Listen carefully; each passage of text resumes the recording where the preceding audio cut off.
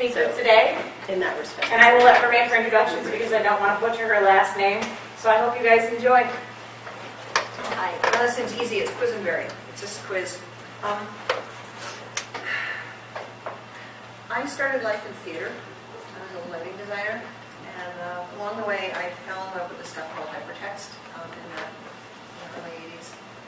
And one day I discovered that I'd actually turned down a show because I was really too busy with the project I was working on. So I figured I'd switch careers. So I was, kind of a run-of-the-mill commercial web things, worked with a bunch of interesting projects. And I always thought that accessibility was, something you should do. Why not? What's the big deal about it? Until I ended up on a federal commission for voting system standards, a federal advisory committee. And all of a sudden I was in the middle of this war that pitted voters with disabilities against security. Both of which are, of course, essential requirements for voting systems. And I suddenly realized that you kind of had to pick a side, and you really had to decide to do it, that it wasn't something that just came along for the ride. And it turned me from a, yeah, sure, of course, we should do it person to a rabid advocate.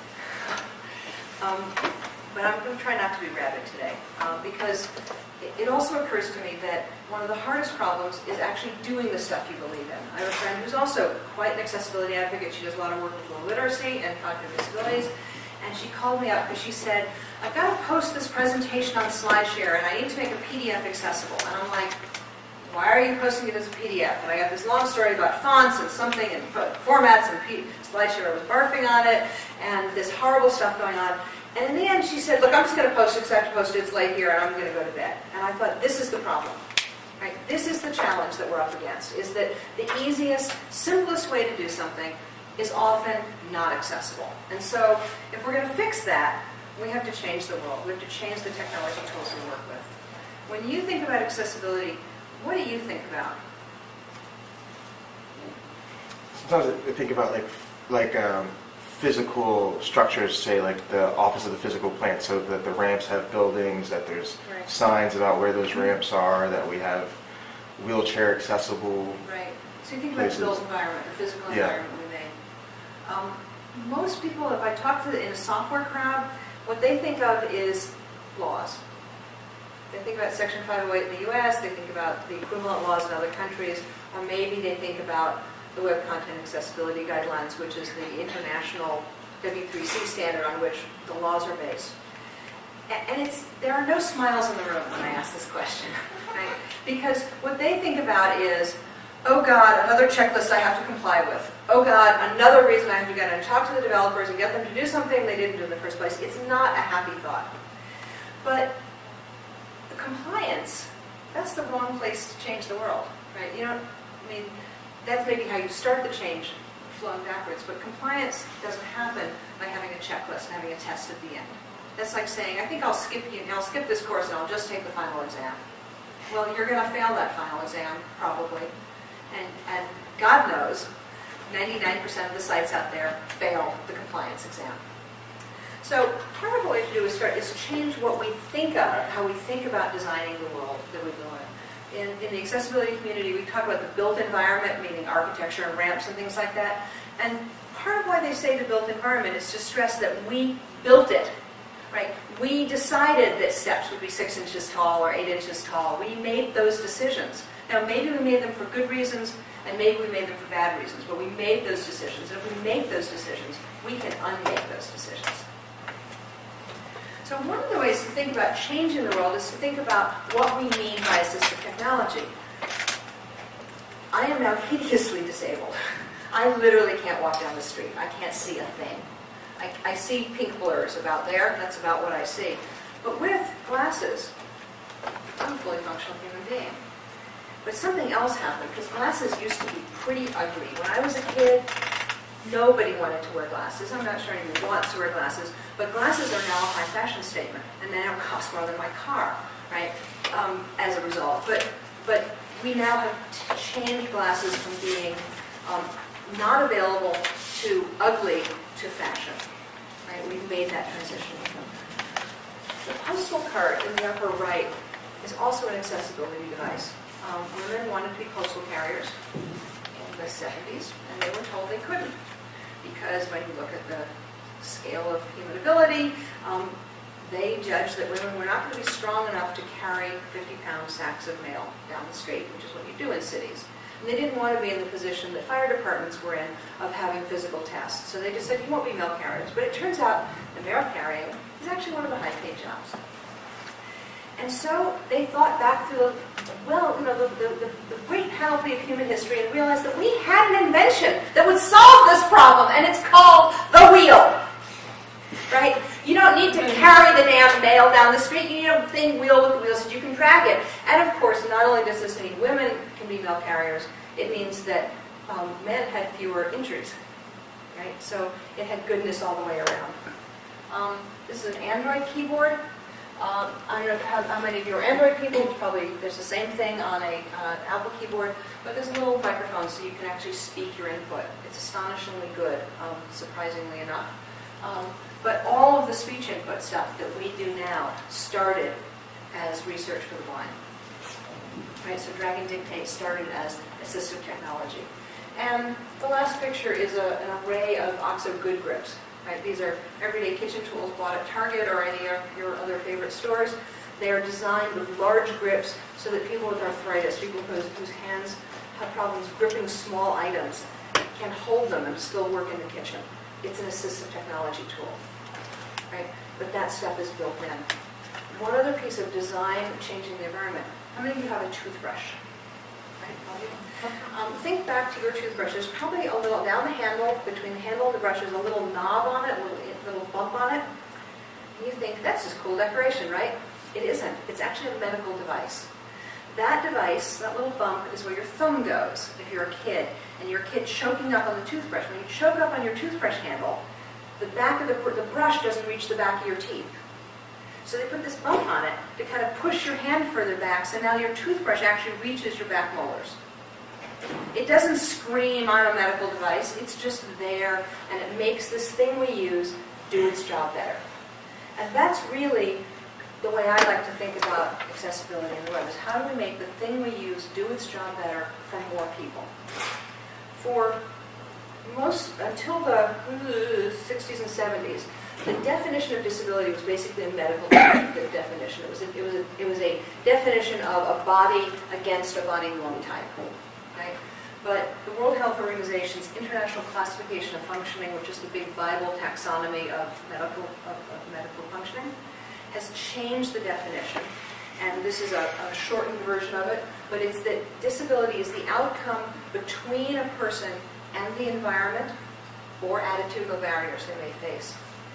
Now, there's a lot of reasons why this is a great definition, but one of the reasons I love this definition is I can't change you. I can't make you not need a wheelchair. I can't make you have vision. But I can and do something about the stuff I create. Right? So this puts the power to make that change in the world back in the hands of makers.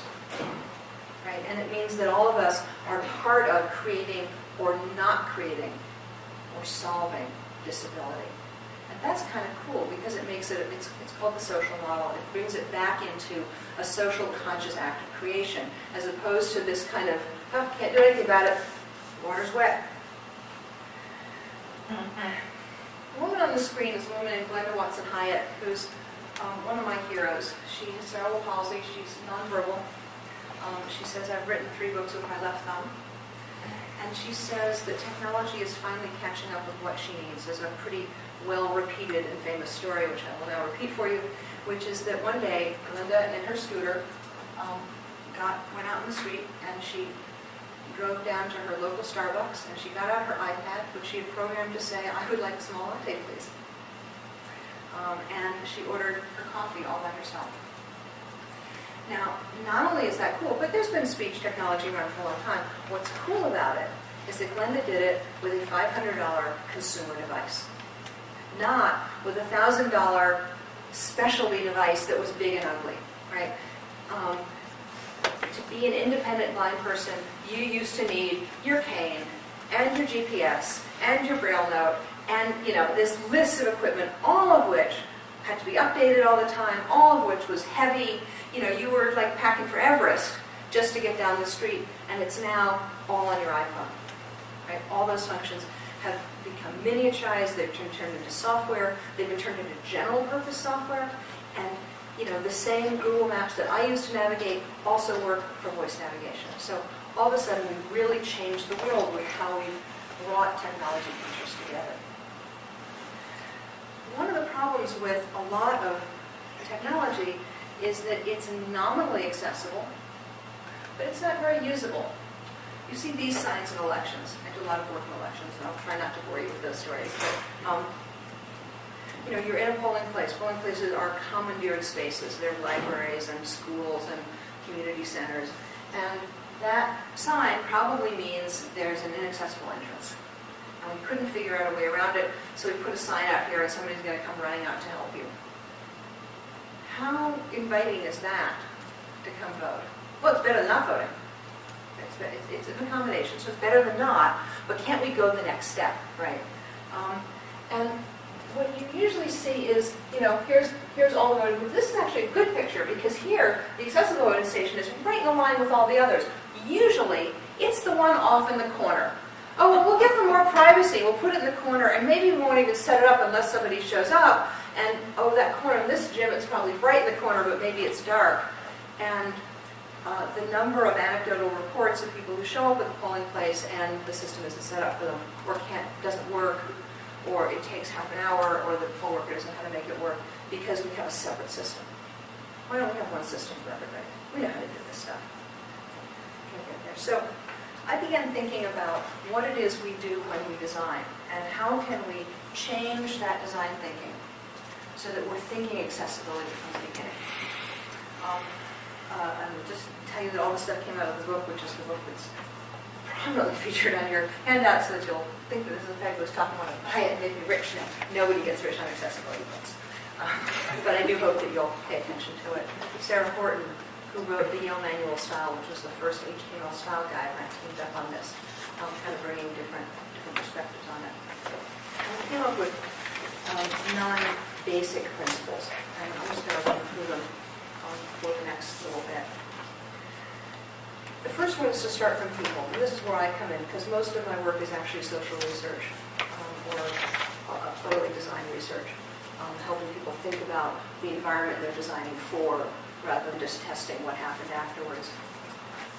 So one of the things that we wanted to do was make sure that we gave people some models of who the people are we're talking about. I think a lot of the times we kind of veer between 2 poles. One is people with disabilities are just like us, they're just as independent, just as smart, and all we need to do is help them.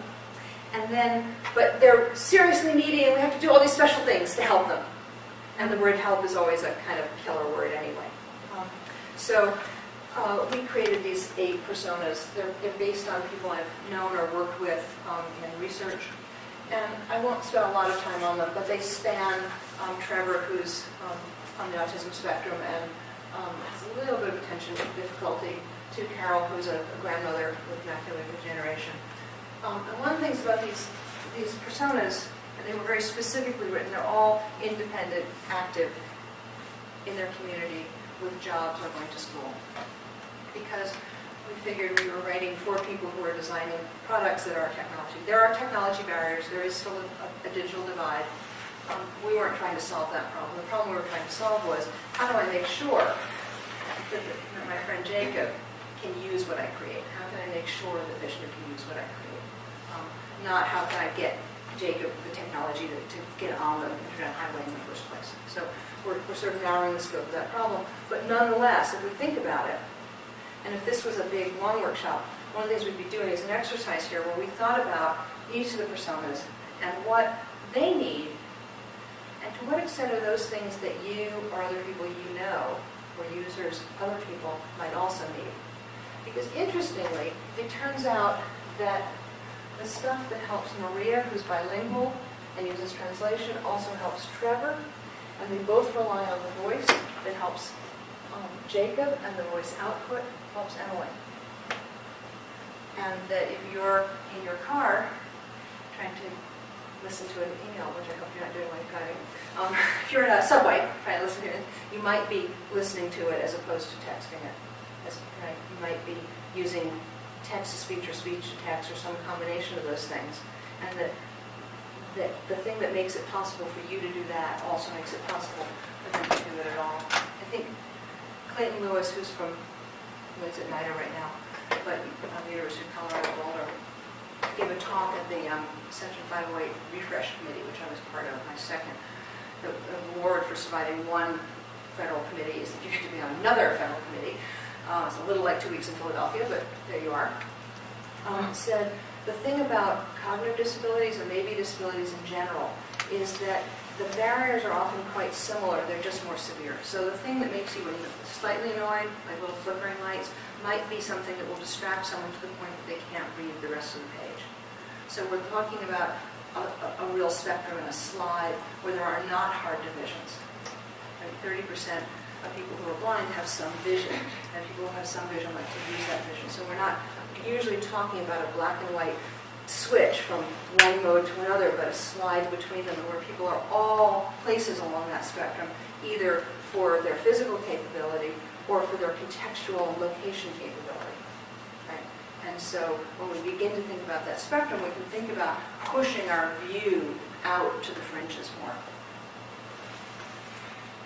The second principle is clear purpose and having well-defined goals. I hope that this sounds like mom and pop, and I bet that all of you can think of projects where it wasn't true. This is one of those things that's here to remind us that it needs to happen. Lou Pavlowski, a pretty prominent design writer who done Yahoo Design, did a lot of work on their patterns, and is now doing a lot of sort of fancy new technology work. Coined a phrase called mobile first. And a couple of years ago, he said, forget this designing for the desktop and then shrinking it down to mobile. We should be designing for mobile first. Because if you design for constraints, then you can always layer on additional embellishments. But once you've designed all the embellishments, it's hard to see where the center is. You don't have to make the hard decisions early. And this was being coupled with the advent of Lean and Agile, and the notion of the minimum viable product, right? So the notion that what you want to put out is the minimum product, not the biggest possible product. And so if you're thinking about the minimum product in terms of what it does, you could also think about the minimum viable product in terms of screen real estate and capability of the computing platform that they're working on. Because it turns out that the myth that you're doing your banking while running down the street, I'm sure some people do. But the truth is, mobile is becoming the first platform for a lot of people. In the Hispanic community, it's definitely a first platform. In non-European, non-US, non-North American countries, it's definitely a first platform. And even in the US, what you often see is people doing their banking on their mobile phones sitting on their sofa. Right? So they're in the same environment. They might be in using their home laptop, but they're doing it on a mobile device because that's where it's set up. Right? It's set up on the phone, so it has to all work on the phone. And if you look, banking is actually an interesting one because there's real money involved, and they actually have real money to do the development. And they've thought very hard about what is it you do with your smallest device, what do you do with your next device, what do you do in the branch. So which are the features that you need there? And the websites tended to come before the mobile, but you can see them beginning to adapt, beginning to shift from the mobile, the banking platform to the tasks I want to do surrounded by additional information I might need. So thinking clearly about what the people you're designing for are going to do and what they need to do that work is important. There's a lot of talk in design circles these days about diversity of devices, right? Making sure that we work on Android and all the sizes of tablets, and making sure that your device is what's called responsive, so it automatically adjusts to different size platforms. But if you think about devices, we can think about phones and mobile, consumer mobile devices, but we can also think about Braille note, and we can think about dual switches and large text, and Glenda and her thing, we can think about fancy keyboards. VoiceOver, which is built into, just comes with the iPhone. It's one of the things that's made it the darling of the disability community. When it launched, it was a brick of glass. It had no buttons, it had nothing. There was one tactile button, and it was a mess. And 5 years later, 7 years later, it's really been growing in the community. It's got the best integrated accessibility training platform. There's an interesting idea here I just want to run through. It was designed by a man named T.B. Raman, who's the head of accessibility at Google. And he was thinking about the challenge of how do you dial the phone when the phone dial is glass, right? Standard mobile phone. And he said, there's a really simple solution. Where's the 5 key? Once you know where the 5 button is, you know where all the other buttons are because you know what the shape of the keyboard is. The 5 key is wherever my finger hits the screen. If I want the 2, I go up and to the right. 3, 2, whatever number it is. If I want, sorry, if I want the, 3. If I want the 3, I go up to the right. If I want the 7, I go down to the left. If I want 0, I go down and sort of pause and keep going down. So now it's a gestural language. It's a gestural notation language, as opposed to being a geography of the screen language. Right? There's an alphabet version of this, and he's done a lot of really interesting thinking about, instead of trying to make a visual experience non-visual, why don't we reimagine the non-visual experience? And maybe that also works in a lot of other situations. It's not the easiest way to dial a phone number, so maybe not, but maybe that idea spreads into something else. Maybe there are ideas that can be expressed non-visually in interesting ways. And the other piece of clear goals is thinking about templates. Can you tell which of these, like if I can tell by the title that this one's successful and that one's not, but could you tell without the title which one's successful? No, and the cool thing about it is it's all under the covers. So when you think about, say, writing a report, and you want that report in Word or whatever word processor you use to be accessible, a lot of the things you need to do happen in a way that isn't exposed very well to the interface. So if you want to set the language, because if you don't set the language, the screen reader doesn't know what accent to use, how to interpret the letters. Right? If you want to make sure that there's alt text behind the image, none of the programs show it very well. Well, all that stuff is in the background. So if you start from scratch every single time and have to recreate it, then every document becomes a lot of work. But if your standard report from your department happens to have the logo and it's already got good alt text on it, and it's laid out in an accessible way, and you've got good headers defined, and you've got the language defined in the background, and the tools in your theme are all already accessible, then every time you use that theme, the thing you produce is more likely to be accessible. You still could mess it up, but at least you're not starting from negative and having to get to 0. You're starting at maybe +3, and you just have to not fall back. So getting those themes accessible, and this is also a good example of I think a trend in accessibility, which is a guy named Joel Dewson, known as Accessible Joe, decided that the solution was not to make accessible WordPress themes. The solution was to work on making WordPress more accessible, right? And to get more accessibility requirements built into the checklist of what you have to do to be listed on WordPress.org, so that it's not such a big conscious decision. 2 years ago, when I built a site for a project I was working on, we had 2 choices, and neither of them were great, right? Now I've got a lot more choices, still not as many as there ought to be. But the more we can make the basic tools accessible, the more we make the basic web accessible. And I pick on WordPress because 44% of sites in the world are built on WordPress. It's the biggest single content management system. So if we can crack WordPress, we've cracked a huge percentage of the sites. Which leads us to build working to standards. So principle 3 is solid structure. Building to standards so that people are confident that what they're standing on works. We have some wonderful pictures of rickety ramps, and ramps that make you kind of think, do I want to even walk down that ramp? Do I want to slide down that ramp on my bottom? And ramps that, you think, yeah, this is a good ramp. I'm going to walk up it. Architectural standards are about confidence. Being a licensed architect does not guarantee you will like the building, but it does raise the possibility that the building will not fall down. Right? So standards are not a solution. They're a baseline. They're a place to start. The picture here is a map of WCAG that's actually kind of nice interactive map, so you can kind of zoom around it and see what everything is. It's just organized. Just to remind us. And the same thing is happening at the W3C. There's a lot of work on HTML to try to make sure that HTML5 incorporates accessibility features. so we don't have to have a separate WCAG. What if we didn't need WCAG at all? What if we just said follow HTML5? Wouldn't that be awesome? 14 less standards to think about, just one good way of doing things. The next one is easy interaction. And this is where we now actually start designing real things that people work with. The picture over here is the quick track.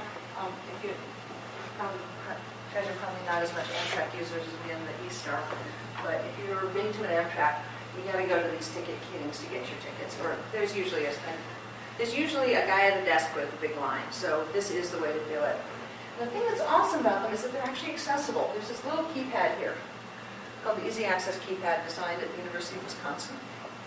And that plus an audio jack makes that device accessible. Doesn't mean you can read the ticket, but it does make the device accessible. And the thing I love about this is the number of accessibility advocates I know who have no idea this is true. Right? Because, and they write Amtrak.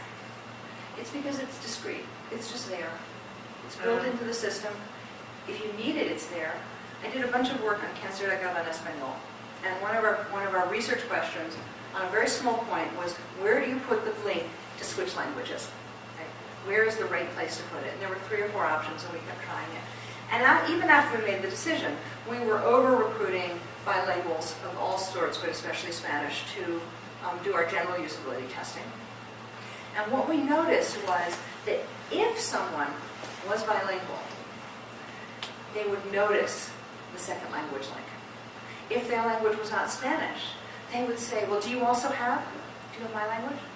And that it didn't really, there were 2 places it could be. It didn't matter which of them it was, but one of them would promote casual notice, and one of them was good for if they were seeking. And we wanted casual notice. We wanted people just to notice it kind of by accident. And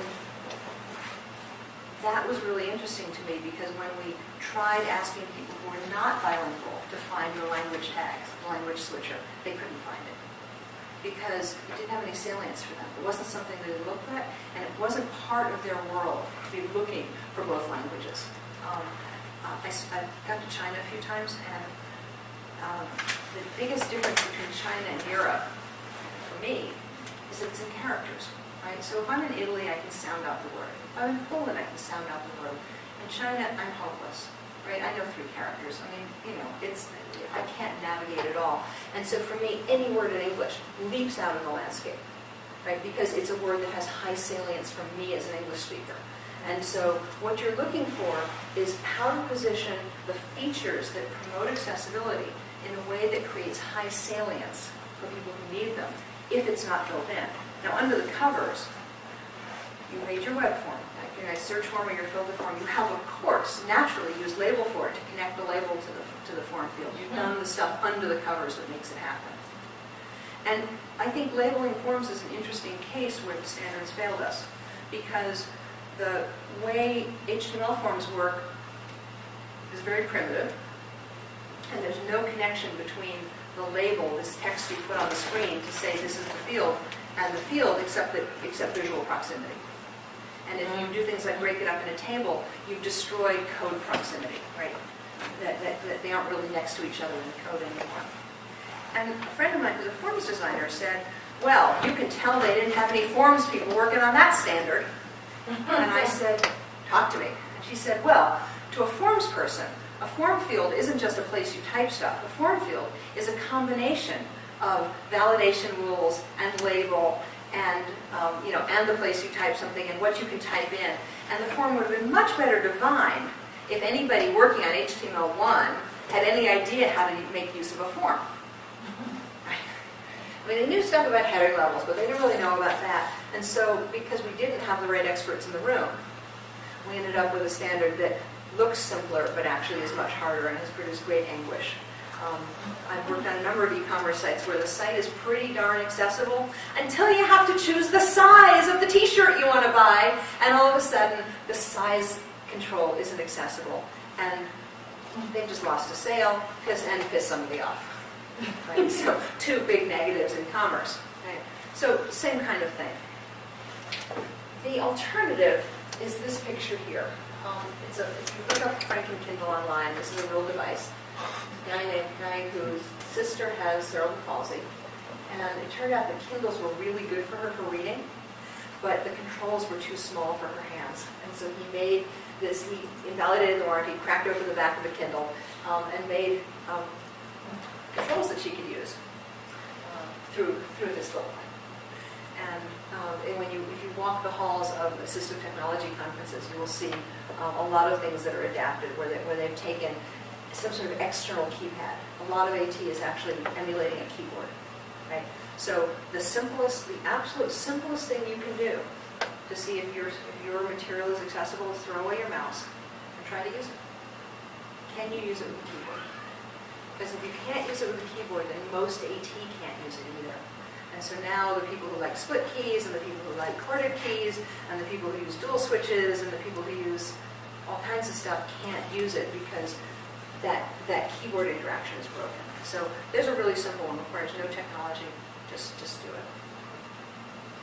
The fifth principle is helpful wayfinding. This is a picture of Google Maps. Did you all recognize it? How many of you use Google Maps or something like it? Creating Universal. See this panel here? All this nice text. The original design for Google Maps stopped here. The idea was that it would be entirely visual, that you would just navigate that map visually. I can tell you the problem with that.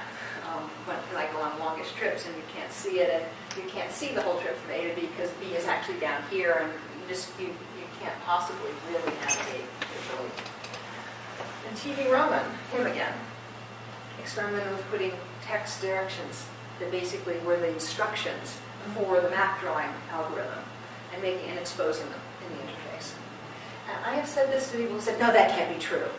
But there's a blog entry to prove it, it's still there, that this was something that was an accessibility adaptation to maps. Okay? So how can we help people find their way? Now, this is real world finding our way, but let's think about finding our way around a web page or a website or a document, right? Table of contents, good headings, right? If you write your 500-page thesis and you do it by headings, by taking normal text and making them large and blue, then they're just large and blue. They may be visually a landmark, but they are not a landmark in any other way, shape, or form. But if you mark them up with heading 1 or heading 2, then Word knows how to turn that into a table of contents. Screen readers know how to jump from heading to heading. It becomes a semantic structure that all kinds of technology can use. Right? Same thing with, you're all way, way too young to remember people who used typewriters. And when bullets came out, they would hit the tab key, and then they would type an asterisk, and then they would hit the tab key, and then they type a line, and then get to the next line, and then hit tab to make it line up properly, right?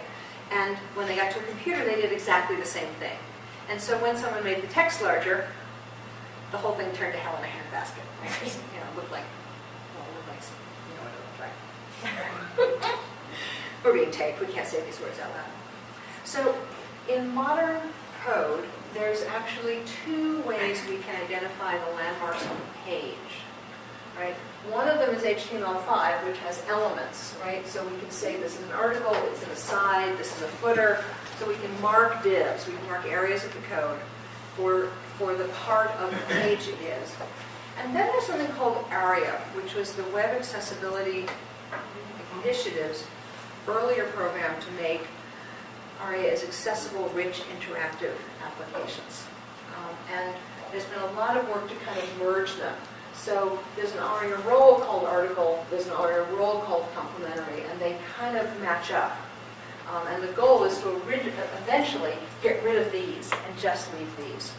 But screen readers can read the roles. So have any of you, do you guys know how screen readers work? Okay. Screen reader is basically a browser. It's reinterpreting the code. So it's not reading the screen, actually. It's reading the code underlying the screen. So it's reading the HTML code. And reinterpreting it.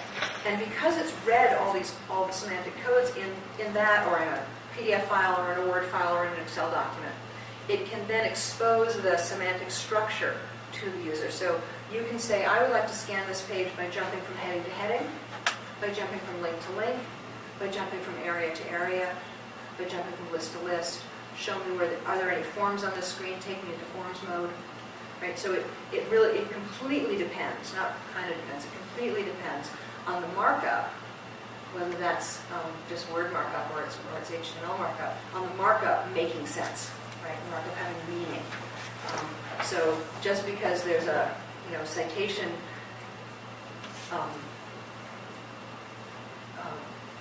markup,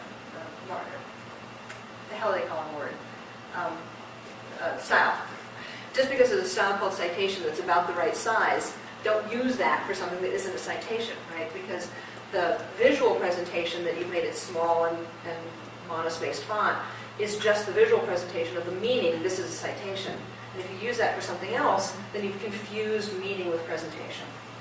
So we're sort of getting to the point where we can do it. So we can say things like, this area is content info, and this is a menu, so its role is navigation, and there's a role banner, and here's the main content.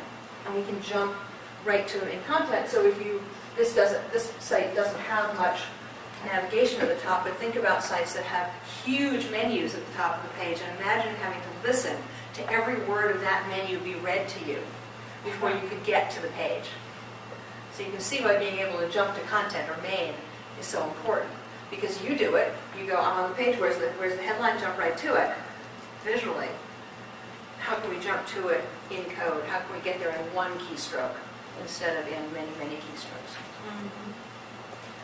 So that's a nice simple page, but what about a page like this, right? This is a mess, this page. It's got so much going on. It's actually a wonderful site from OpenIDEO. They're exploring the ideas behind collaboration and invention. And it's a kind of public experiment. But there's a lot of stuff happening, and I've trimmed the top of the page off here. There's more top of the page above this, and there's more page below it. But we've got, the challenge, we've got this progress bar, we've got some progress notations up there. We've got links to other parts of the thing. We've got this activity feed that goes, this is a Twitter and messaging feed. We've got this, share this, we've got about the author. This thing is actually a relationship map that maps ideas that fed on each other. And this in the center is the main idea. Right? Is the thing you probably came to. And I have to tell you that having trained people to use this, it's really hard to get people to sort of filter out all the rest of the noise and focus in the middle of the page. We were doing a challenge with them, and the challenge was about accessible voting. Now, if you are a large multinational design company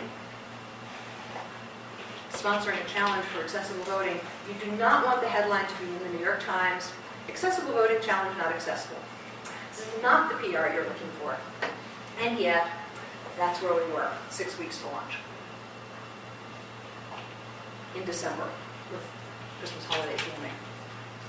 And the programmer said, we're going to redo the whole thing in HTML, it'll be fabulous. And the project manager said, you're not breaking my entire system in 6 weeks to launch with the holidays in the middle of it. It's just not going to happen. There's stuff that's live. This is a live site. This is an active live site with multiple things going on all the time. It's a very active site.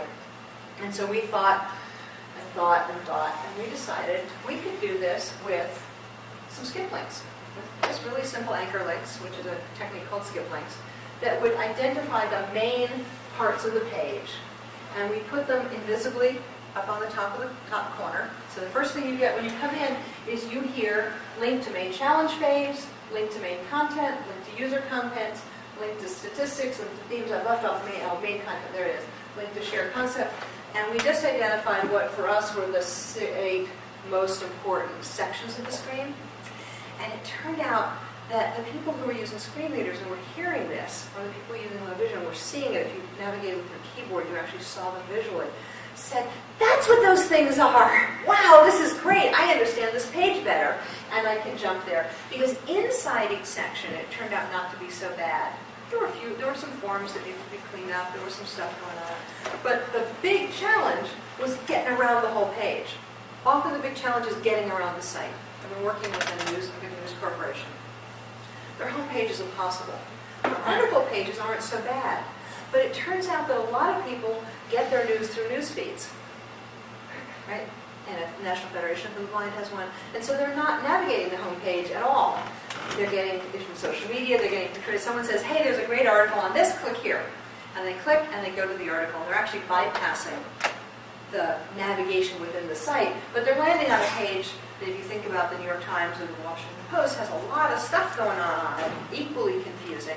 And how do we help someone get right to that headline? If I clicked on something called Rethinking Office Furniture, the first words I want to read on this page are Rethinking Office Furniture. I want to know that I've gotten to where I'm going.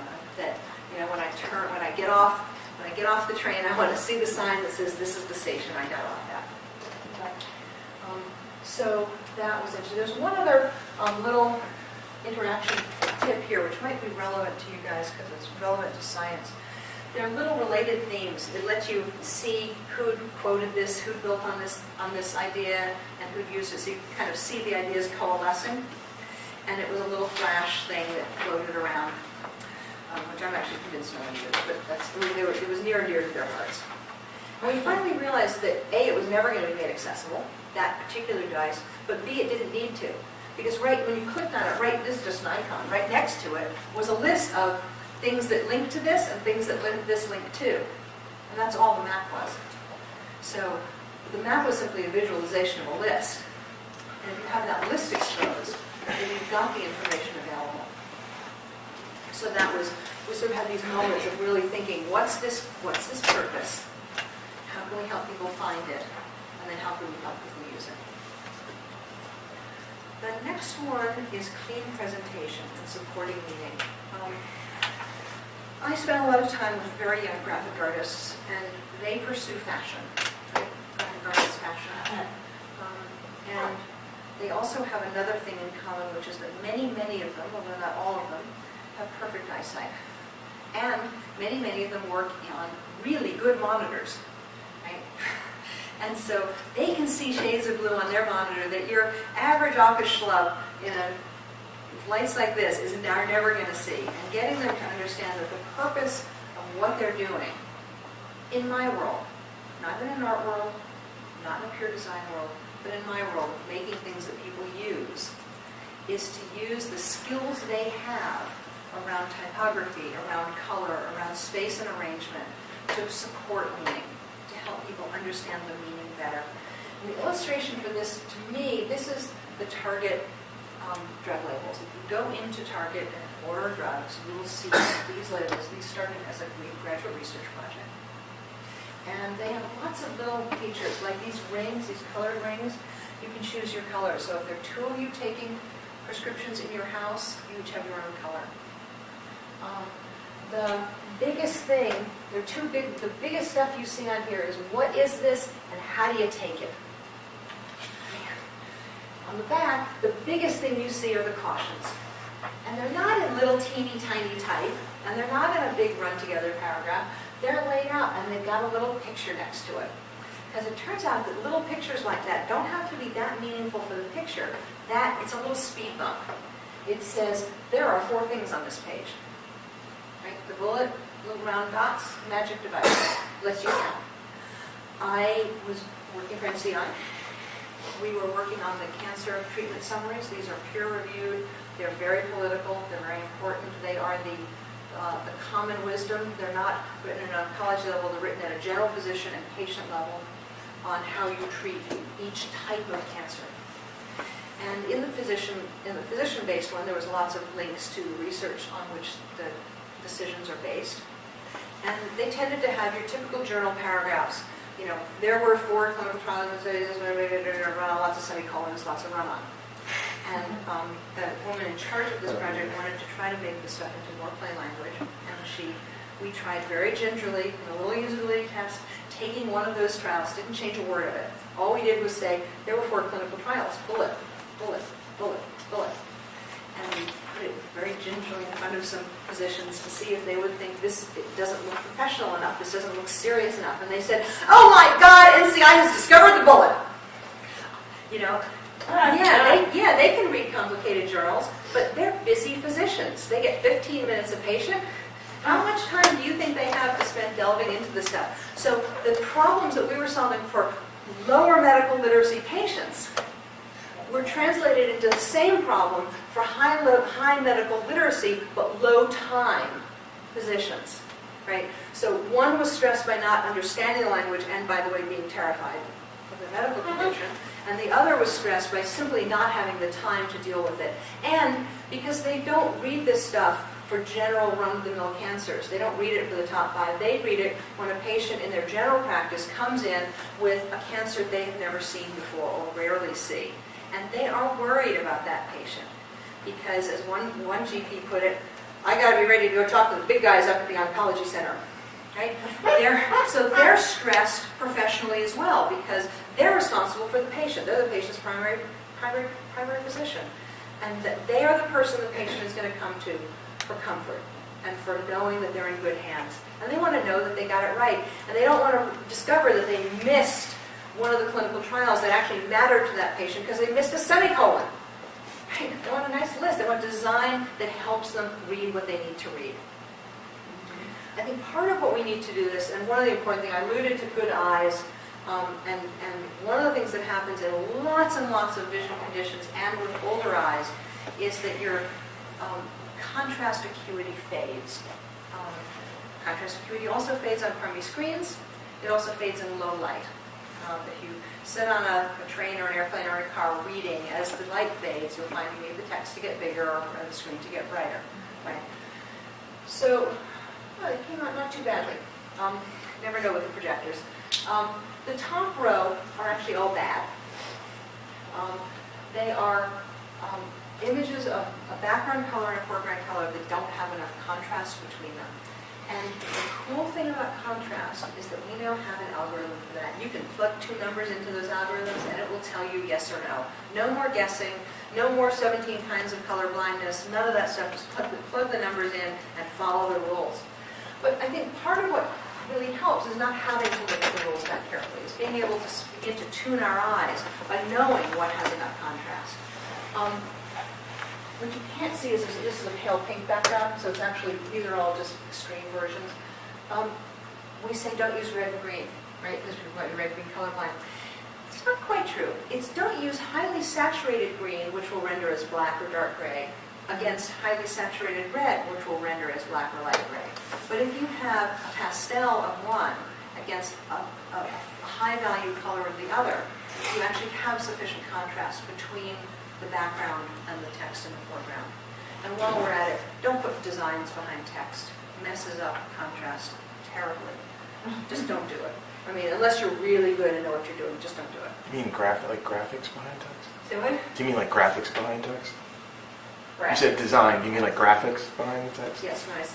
I mean the visual design.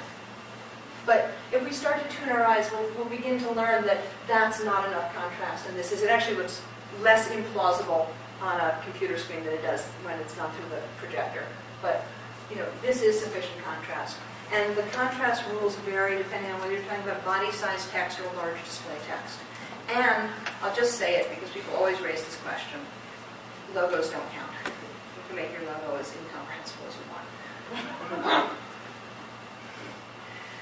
The next one is plain language, and this is sort of my heart. Excuse me. Plain language started mainly in bureaucratic text and scientific text. The picture here is from this amazing presentation. It's in Portuguese, but it has good subtitles by a woman named Sandra Fisher-Martins, who talked about her journey to plain language. She was studying in Europe, in England, and she was looking at some statistics. And the colors, the red, the dark red at the top, the yellow, the light green, and green, are the number of people in the country, percentage of people in the country who have trouble reading. And one of the things that she realized was that in her country of Portugal, the number of people who were not literate was really, really high, or had very low literacy, was really high compared to Sweden.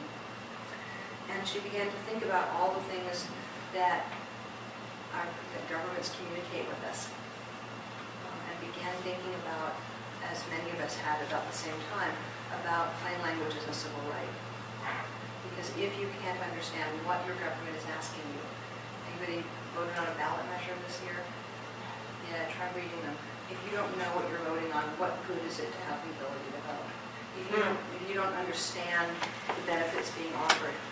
In the UK, there's a project called Easy Read that it started out of social services because you're dealing with people who often don't read well, and how do you make sure that they understand what they're being asked? I fussed about this a little bit, but what I realized was very quickly was that what they were writing was really the PowerPoint version. They were writing the main key points, the stuff that you should remember after you finish reading the whole document. And they were reinforcing that. This is from the National Assessment of Adult Literacy in the U.S., and it's also a pretty shocking graph. 14% of the people in this country read below basic. That is, they have simple and concrete reading skills. They can sound out words, they can read the sentence, but that's about it. They cannot make inferences from it, and they can't transpose that thought into what it means necessarily. So it's very noun and verb based. 29%. This is above the certification. What? This is above the certification. Adults, Okay. adult literacy. Yeah, we're not talking about kids. 29% can manage everyday tasks. They can go to the grocery store. They can, read the bus labels. That means that 43, almost 44, if you add the decimals, percent of people in this country don't really read very well. So when we talk about making information in clear, straightforward, simple language, we're talking about almost half of the adults in this country will benefit from that. But what's interesting is that 44% are what they call intermediate. So they can consult reference material and so on, but only 13%, and we are all in that 13%, kids, can interpret texts, compare viewpoints. You made it to university. That puts you in that 13%. So let me just give you a practical example of what this means. We worked on, NCI has some data that looks at likelihood that you will get colon cancer. It's a developed algorithm, it's been peer reviewed, and people wanted to make this available in a quiz, right? The sort of thing your doctor would ask you. Sit down, what behaviors do you have, what do you eat, what do you exercise, that sort of thing, and would let you know what your risk of colon cancer was for someone your age, race, and weight. And we tested it. And people got through the quiz, they had no trouble with the quiz. And they got to the end, and we gave them a numeric score. And then we asked them, what would they do with it? Because knowing what people will do with medical information is often a test of whether they understand it or not. And we said, well, what's your score? And they said, mine's a 63. What you going to do? I'm a 63. What are you going to do? I'll ask my doctor, because ask my doctor is the fallback position for anything about health. Is I'll ask my doctor. That's the right answer in any situation. But this wasn't the right answer at all, right? And they had no idea if 63 was good or bad. Now, because this is public data, lots of people use it, and that's the great thing about doing testing at NCI. If you want to test anything that NCI has produced, 3 other organizations have done something with it. So we found this site. Now, it's not a very pretty site, but the test results were off the chart better, because they said, first thing they had was a clear summary. Results. Compared to a typical woman your age, your result is much below average. So right there, clear, straightforward. Then they repeated it here. Then they defined much below average. They repeated it here both in text and visually. So here's your risk now. Here's where you can possibly get your risk to, because the stuff below there is stuff that's already done and you can't change it. And then they did this amazing thing, which is here's how to watch your risk drop. Change your behaviors in these ways. Take a single aspirin 4 to 6 times a week, but check with your doctor first. And then they would take you into the research stuff about it. And keep up your good work. Here's the stuff you're already doing you shouldn't stop doing. And we put people through this one, and they went, I'm doing okay, but I could eat a little less red meat. Now that's a big difference than 63. Okay? And when I talk about plain language, that's the kind of thing we need.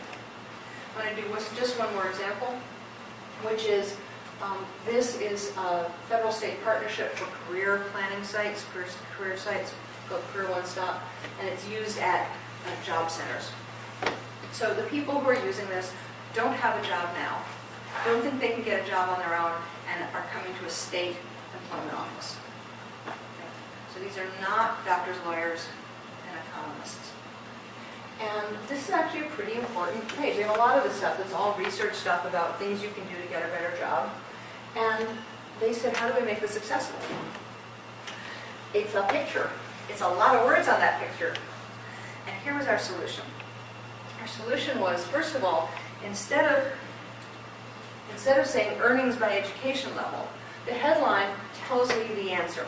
More education means more money. Right? Give me the answer right up front. If I leave this site after reading that sentence, I've got the basic message. The second paragraph is a little bit more of the message. And one example. This is indeed just a picture. We've changed it. It's a clearer graph. You notice that these are both the same value, but this is blue and that's red. So it's not red-green because the two major color blindness are red-green and blue-yellow. So we crisscrossed them. And it turns out that that red actually renders as a medium gray, as opposed to the blue, which is dark enough to render as a black.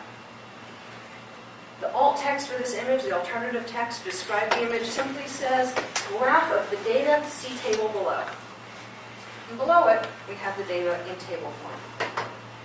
So now we've got the short thing, the elevator pitch, a picture for the visually inclined, and data for those who either can't see the graph or who like reading the data.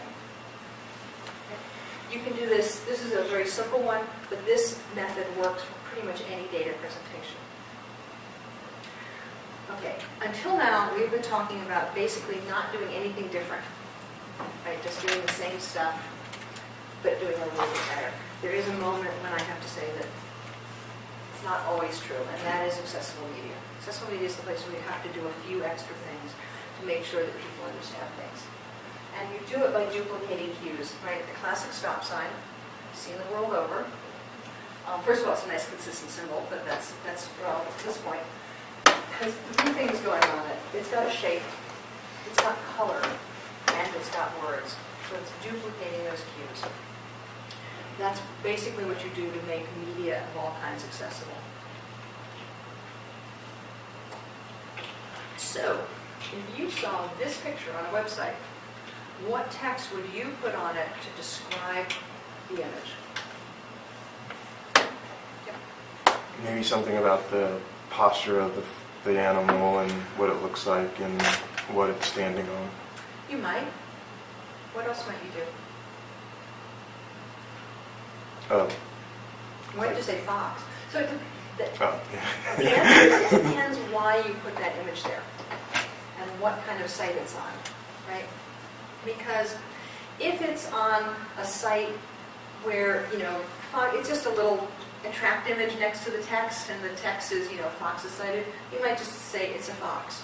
You might say it's a red fox. You might say a red fox standing on a pile of rocks looking back at the camera. You might say a red fox with a plaintive view thinking, oh my God, I'm nearly extinct. You might be saying a rare red fox of a breed rarely seen in Maine. Or you might say that it's a red fox seen at Scituate Point National Wildlife Refuge, which is in fact where this picture came from. So what you want to describe in the image depends on why the image is there. So this comes back to clear goals. Is this image here simply to be a kind of bullet? Or is this image here to actually communicate information? Now, you can't put really long stuff in alt text, but there's a way to add something called a long description, so you can say, here's a little bit of text and then jump to the long description. I do it on a magazine I edit that has long pages and doesn't have a good way. We just put a box at the bottom. And in our cap, we have alt text, we have a caption, and if we need more, we put it at the bottom of the screen. So we can think about what the visual caption is, and often we find that we actually want that information not in the alt text, but in the caption. We want everybody to see that information. We want that description everywhere. So again, thinking about what's hidden and what's visible on the screen. Depends on the screen, depends on the page you're working on, depends on what the report is like. But thinking about the invisible text, the description and the caption as working together, or even the description and the text. So you might say, this picture is the graph described in the next paragraph, or described under heading Y. because if you've got a long description of it in your report, you don't need to particularly design the graph. Maybe you want the data table available and you can link to the data table. But so thinking about what that image is doing there and making it all fit together nicely is the goal. And the next one is universal usability and creating delight. This is the point where accessibility people kind of look at me cross-eyed because they're busy trying to break down barriers. And they're like, delight? I don't care about delight. I just like to be able to use the damn thing. But since we're thinking about design and sort of design in the big D design being the creation of things, we want to think about what actually makes stuff delightful. And I think one of the things that, the reason why mobile usability and why user experience has gotten so important now is that computing is no longer chained to a desk, right? You think about something as simple as shopping. You might walk down the street, see something in the window, look it up, take a picture of it on your phone, look it up somewhere else, send it to a friend, post it on Pinterest to see if everybody thinks it'll look good on you, right? Then maybe you go back to a shopping site, maybe you don't, maybe you track it on your phone. I mean, it doesn't happen in this little task where I sit down and say, I'm going to buy a dress, and I will find my dress, and I will buy my dress, right? It's a much more complicated sequence of interactions and events now. And so stitching that experience together so it makes sense across mobile, across people, across social, is the beginning of look, scientists talk about ubiquitous computing, meaning there's computers everywhere. We're talking about what you do with those computers everywhere. The picture here is actually a credit card. It's a bank called, well, not really a bank, they're a new kind of online invented financial system called Simple. And getting onto that system is really quite complicated. You have to sign up, then a credit card gets mailed to you, and then you have to install the app, and you go back and forth between the physical world, the desktop world, and the mobile world about 3 times to get all the pieces lined up. And the thing that they've done that's amazing, is how cleanly they've done it. Right? I didn't fade this out. This is faded out because you can't do this until you've done this. Right? And it just guides you through it. When you come back to the site, it remembers who you are. It doesn't tell you your number. It actually shows you your number on a card so you know exactly where it is on the card. And it's carried this through everywhere. If you want to pay someone online, the payment form looks pretty easy to fill out and makes a natural sentence. And if you're asking someone, if you're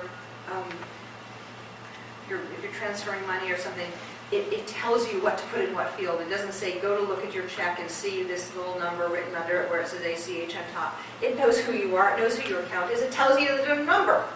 In fact, it puts you in the field for you. It uses the computing power to do that stuff because it knows who you are and it knows where you are in the sequence. And so it's actually kind of a delightful process for something that sounded pretty horrible when I started out to try it out. So thinking about, it did sound pretty awful. So thinking about how those things kind of flow together.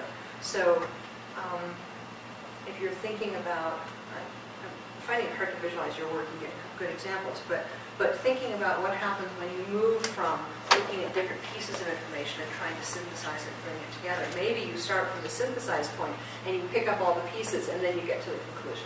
Right? So you can think about how do you think about visualizing activity and build that into the process?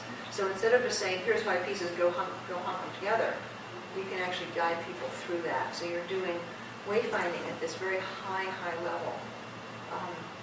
And not only does it make it more usable, but it also, because they're so clear about what you need to do, even if you were trying to navigate this process without all the pieces available to you, you could figure it out. I found it kind of amazing. And it's because they thought about it. A lot of companies are now mining their tech support lines, right, to figure out what went wrong. And a voting example. In 2008 in Minnesota, there was an election for senator, you may remember, that went on until March.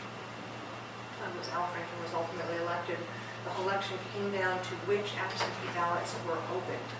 Because, right, when an absentee ballot comes in, someone has to decide that before they separate the name from the envelope, right? They have to decide that this person is actually eligible to vote and that they have filled in the form correctly and legally. And then when they decide it's good, they rip the name away from the ballot, they put one in one box and one in the other. And it was all about that, and they did pretty badly. There were a lot of people whose envelopes weren't opened. And the new Secretary of State was a bit shocked by this and decided that they were going to revise the instructions to be better and called me up. And I hate working in legal markup. I mean, it's a terrible way to visualize anything. So I said, well, I'll work with you, but we have to design it. We have to actually build the instructions the way it's going to look, and then you can backfill that into the law. And to my amazement, they said yes. And we did a whole bunch of things. We marshaled volunteers to help come up with ideas. We went through about 20 iterations with them and their legal and back and forth. Then we did a round of testing. Then we did a round of revisions. Then we did another round of testing. In fact, we didn't do the testing. They said, we've seen how you do it. We think we can do it ourselves. We said, great, go. And they came up with something that was, in the end, a whole lot better and dropped their percentage of unprocessed absentee ballots down from something terrible to something acceptable. But it wasn't down to zero. And the thing that they did that was amazing was that every election since then, they've tweaked them. They have done an analysis of the rejected ballots. They've looked at what caused them to be rejected, and they've worked on that piece of it to tweak it and make it better. Right? So they're looking at what are the things that people are not understanding, what needs are not being met, because the challenge of an absentee ballot is you're filling it in with no support. Right. Right? No one's there to check it and make sure it's okay. Right? Not on the computer screen, not at the poll booth, right? You're sticking it in the mail. Right? So that kind of chipping away at understanding it, I think is one of the secrets to doing this. And the other is to think about who's having trouble. Right? The people who call your tech support line are the people having trouble. People with disabilities are the people having trouble. If we can raise the floor, we've improved everybody's lot. And in fact, there's an international project which is called Raising the Floor, which in the US is GPII for the Global Public Inclusive Infrastructure, and in Europe it's called Cloud for All, which is working on tools that we can have, instead of each website having to make this tool, we have tools available. An interesting example is something that used to be called Universal Subtitles, is now called Amara, in which you can take any video out on the web and you can wrap subtitles around it. You don't have to have ownership of it, but you can basically say, I want to take this video and I want to subtitle it, and I just want to subtitle this 3 minutes. And you can subtitle a piece, and someone else can do another 3 minutes, or another language, or another interpretation. And each channel becomes a different subtitle channel, and they can stitch it together around the inaccessible video players out there. Very, very cool stuff. And the final one is actually in practice, is making your process integrated. I just want to talk about these two pictures for a second. It's half past, right? Or am I way over? No, you're fine. Okay, good, thank you. I figured. The first picture is from the Mountain State Independent Living Organization. We now have curb cuts pretty much everywhere in this country, right? There are those dips at the curb that let you kind of roll off the side. What most people don't remember is that it took demonstrations in the street to get them. People actually chained their wheelchairs to manhole covers. We got the ADA. One of the demonstrations that led up to the ADA, when they finally passed it, involved people getting out of their wheelchairs and crawling up the steps of the Capitol and chaining themselves together in the rotunda. And it was so embarrassing that they passed the ADA. I bring this up not just because they're heroes, but because it's easy to forget that change is hard. Change is just plain hard. I'm sorry, we don't like change very much. They think that we're advanced and all that kind of stuff. We really don't like change very much. But the things we went through as change that were big, disruptive change before become everyday life. So in a way, I think what we're doing, what we're looking for is two things. We've basically done it by enlisting pioneers, right? By asking people to be the early adopters and try to do it. I think that's great. But the way we make this stuff really happen is by making it every day, by integrating it into our work. by not having a separate accessibility department, by having everybody who works with technology, everybody who makes things, be thinking about the widest range of human capabilities as they're working. And part of that is getting a place at the table. This is a picture from a workshop we ran as part of the voting project I'm working on. It was done at Georgia Tech. We had 32 people. And we had a whole bunch of goals for these workshops. But one of them was that we had even balanced members, election officials, designers of all kinds, people with disability who were designers, people who design voting systems, and we put them together to work. Now, we hoped that the work would actually result in some useful ideas, and indeed it did. But the real thing we were doing was we were putting people with all kinds of disabilities in the room with the people who were struggling and wanted to figure out how to make their elections more accessible. And for me, the real success of this project was in two comments from the feedback forms afterwards. One was for an election official who said, "My God, I never get to sit down and work with people. My relationship with the disability community has always been adversarial around advocacy. And I finally had a chance to work with people." And the other was from someone who identified someone on the forum as being both someone who was disabled and a registered lobbyist, who said, worked for the organization, and said, "It is so great to get out of the echo chamber, to actually hear the challenges of implementing the things we're asking for." So not only were they saying the same thing, right, they're saying it in sort of equal and opposite ways. And so to me, when we treat disability as something different, that's not present in our lives, why should we bother? Right? Why should we bother doing it?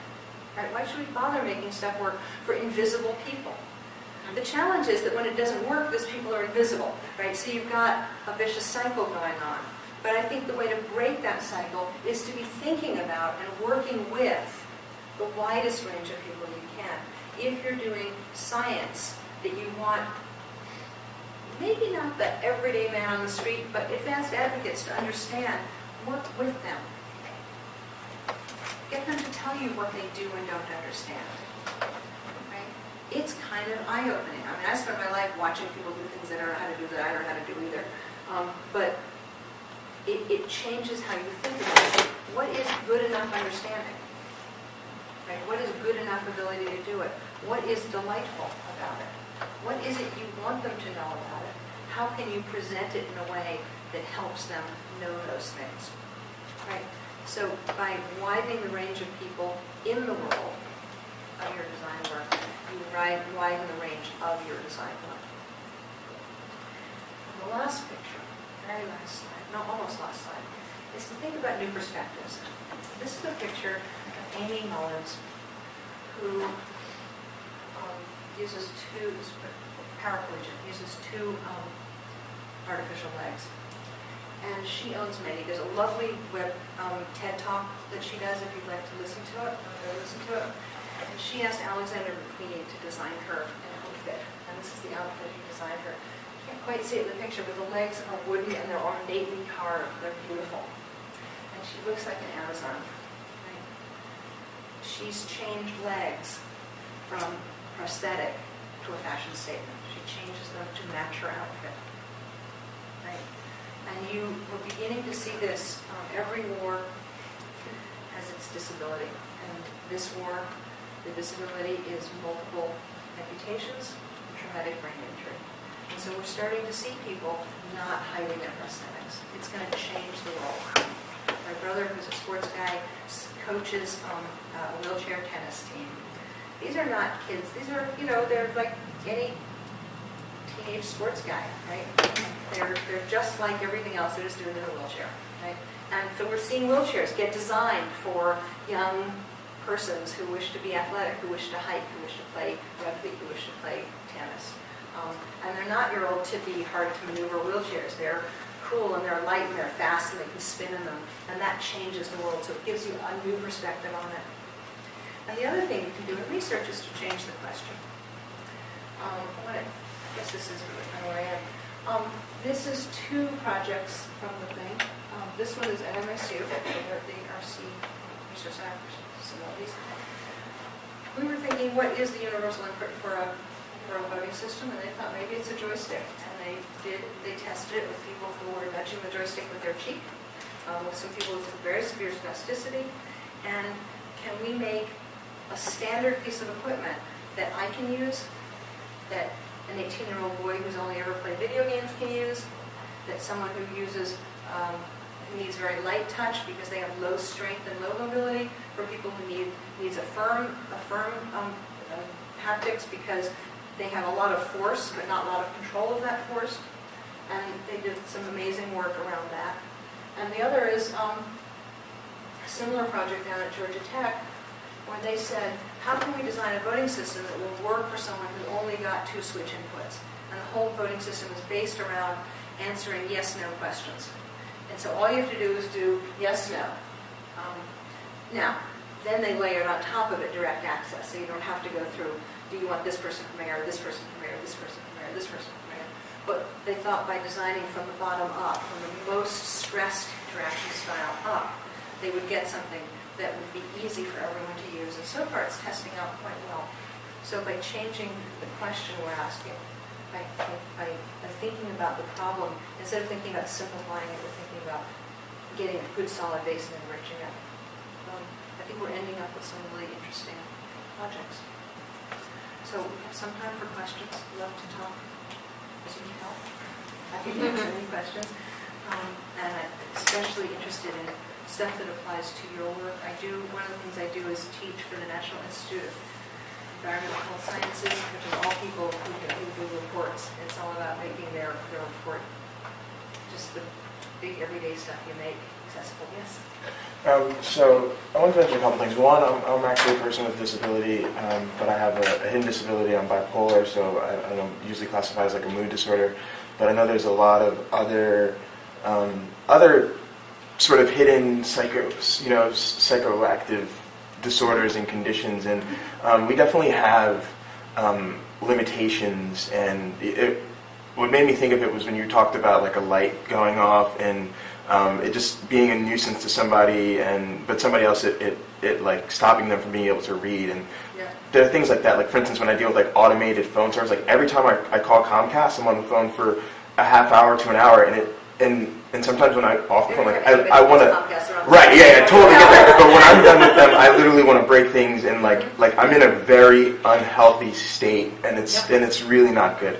Just something to think about. But you seem very sensitive to like the full, range of things people are dealing with. Cognitive is the frontier in disability these days, and cognitive is the range word for anything that's not physical. And in fact, there's a new cognitive accessibility task force starting up at the WC3. If you're interested, you might want to follow them. Sure. Go to the WAI, w3c.org/WAI. I think that's forming right now, and they're doing some really interesting work. There's been some interesting research symposiums that they've done online. But absolutely, I think one of the things that I've been thinking about is kind of the field of neurodiversity. We tend to create the mythical average person and then design for that. Well, of course, there is no such thing. I mean, there is no average. Sure. And there's also a lot of evidence that neurodiversity is actually good for the species in general. It's good for society in general. And that instead of trying to make everybody into that mythical average person, we ought to actually be designing and thinking about that range, because that's how we get everybody involved. That's how you get diversity of thought into the social processes. Yeah, so the second thing is I'm also a teacher and a researcher here, and sitting through your talk has made me realize like I'm totally untrained, and I feel like I have accomplished my goal. And I just feel like if I don't do something now, like some sort of workshops or training, like I'm working on my thesis, right? Like right here, it's in front of me, and not 1 second have I stopped to think about accessibility or readership. It's all been, is this going to be acceptable to my advisor and acceptable to the thesis formatting guidelines? And it's right, but this is going to be, all of my research, all of my teaching and the lectures and the things we're doing in the classroom and things we're doing in labs? How do we get students accessible? Because even a student who does well in the classroom, right, we need to be thinking about how they can get into the wet labs and how they can do bench work and that kind of thing. And I just, like, God, can you come back for like a workshop, like some training? So my mentor is a woman named Janice Reddish, who started life started professional life as a linguist and opened one of the first non-academic, commercial usability labs in the country. Has forgotten more about plain language than I'll ever know, and everything I know came from her pretty much. She has a book called Letting Go of the Words. I really urge you to do it. I'll send you links and you can send around. I mean, I'd love to come back and do a workshop with you on plain language, because there's some, part of it is the hard thinking part, and part of it is some simple grammar tricks. And it's kind of a mix of those two things. Getting rid of passive voice and thinking about sentence length and that kind of stuff. And then you've got to deal with the fact that your committee, that there's the do you sound scientific part. I mean, I know that world. The other place when there's been a lot of really good work is around health literacy. Health disparities in this country are a big national concern.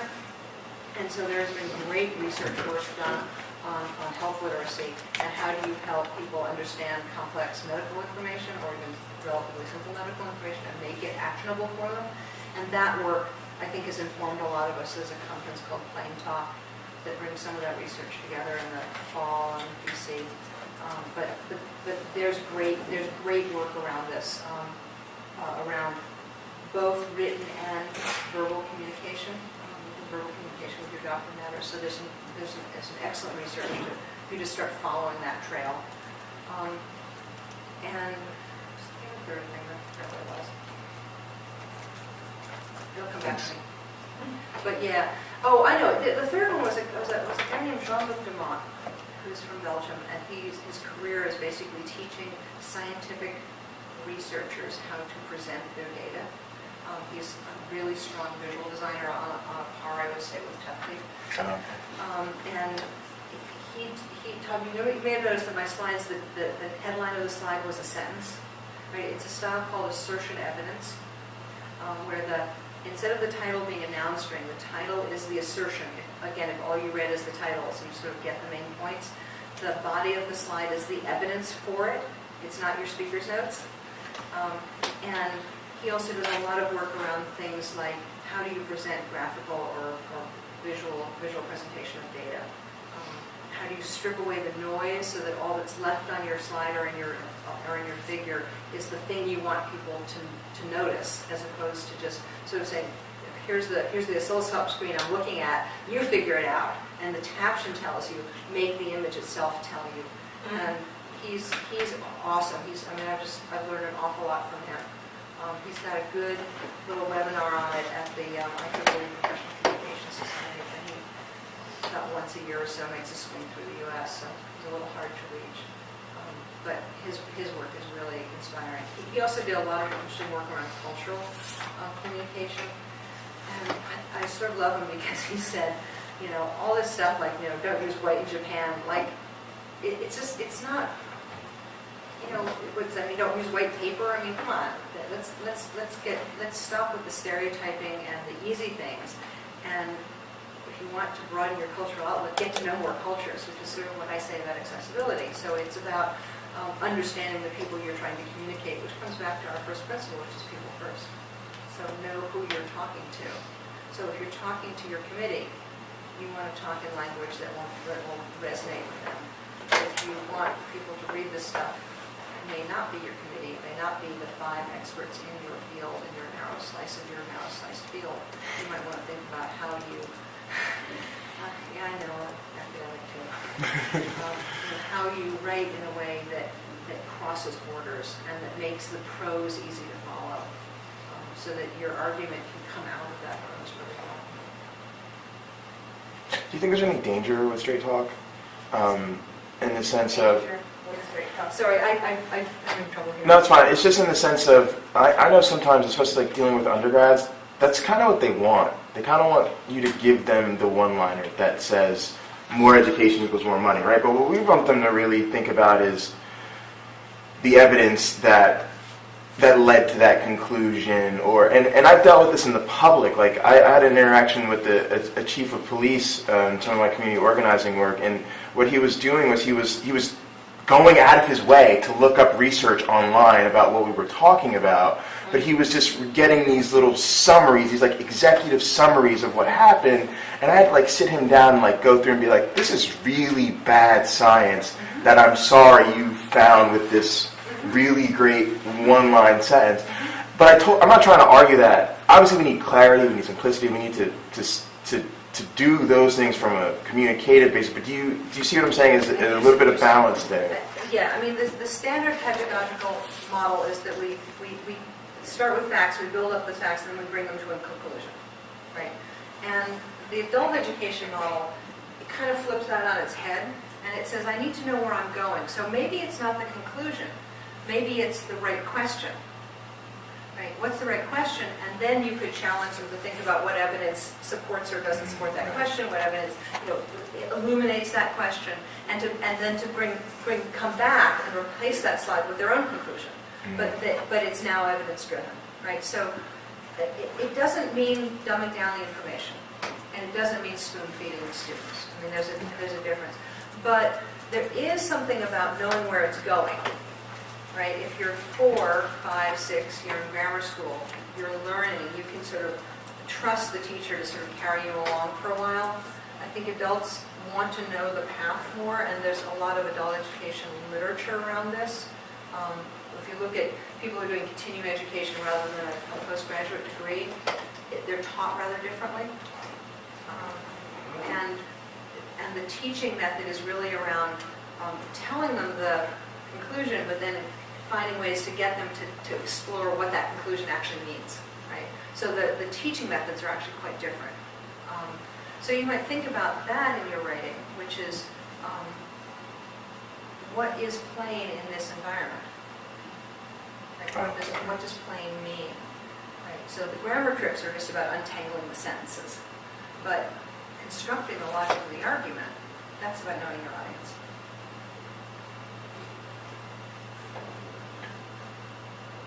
I see everyone looking at the clock, so this must mean that we're at the end. Thank you. Everybody's done. I'm happy to stay talking, but I know that some of you may have commitments, so if you do, I'm glad you came. I hope you enjoyed it. I'm around, always on email, happy to talk to anybody anytime, and we can stay and keep talking with anybody that wants to stay. Thank you so much, Whitney, for your encouraging talk. I enjoyed it thoroughly.